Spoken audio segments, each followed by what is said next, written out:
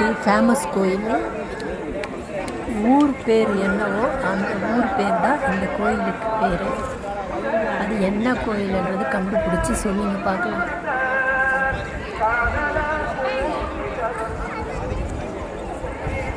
ஊர் பேரும் கோயில் பேரும் ஒன்று தான்.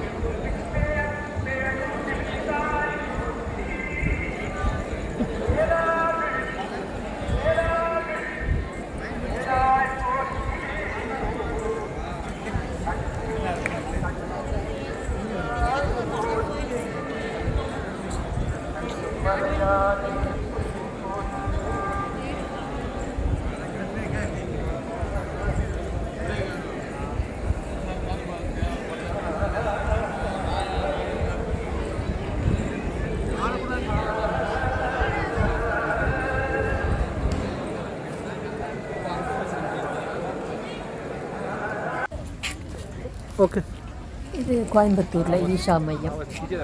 எவ்வளோ பெருசு. பல தடவை போய் பார்த்தேன்.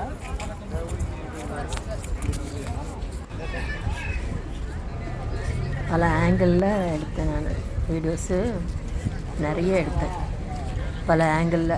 அதை ஃபுல்லாக அதை சுற்றி ஒவ்வொரு இதுவும் நிறைய டிலீட் பண்ணிட்டேன். எவ்வளோ தான் போடுறது.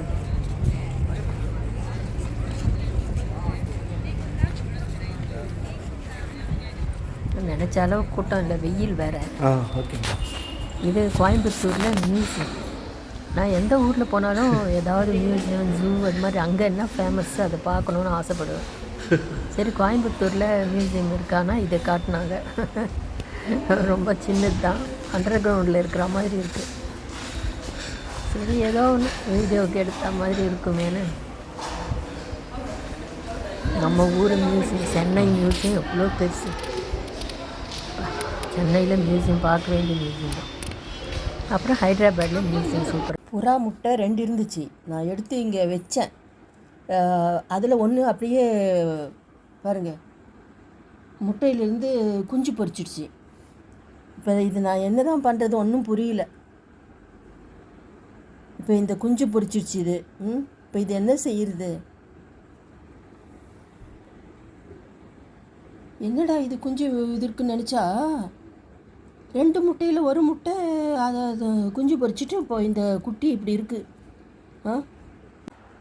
இதுக்கு என்ன தண்ணி கொடுக்குறதா என்ன பண்ணுறது ஒன்றும் புரியலையே.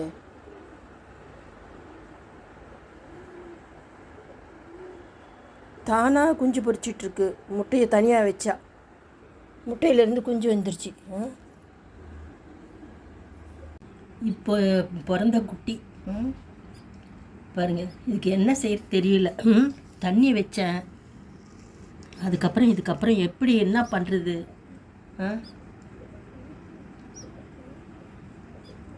பாருங்கள், இப்போ பிறந்த குட்டி முட்டையை தனியாக வச்சா அந்த முட்டையிலேருந்து பொரிச்சிடுச்சு. தானாகவே பொரிச்சு என்னடா இது குஞ்சு இருக்குது எப்படின்னு நினச்சேன். அப்புறம் பார்த்தா ஒரு முட்டையை காணோம், ஒரே ஒரு முட்டை இருக்குது.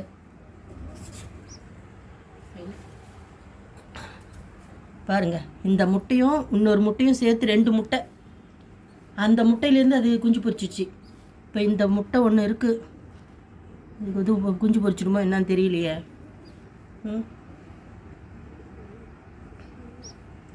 என்ன பண்ணலாம் இந்த குஞ்சு, புறா குஞ்சு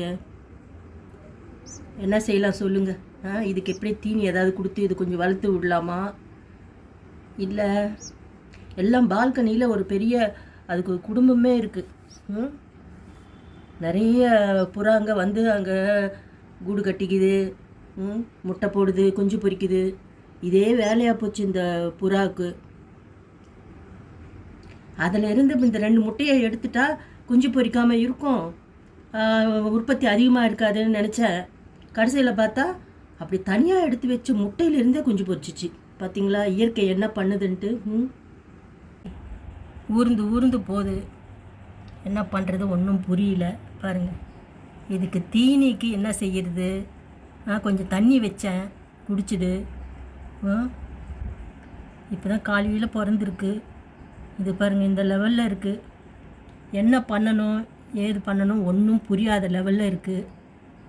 யாருக்காவது தெரிஞ்சால் என்ன செய்யலான்னு நீங்களே சொல்லுங்கள். இதுக்கு ஏதாவது என்ன பண்ணலாம்? ஊர்ந்து ஊர்ந்து போகுது, என்ன பண்ணுறது? யாருக்காவது தெரிஞ்சால் சொல்லுங்கள் என்ன பண்ணலான்ட்டு.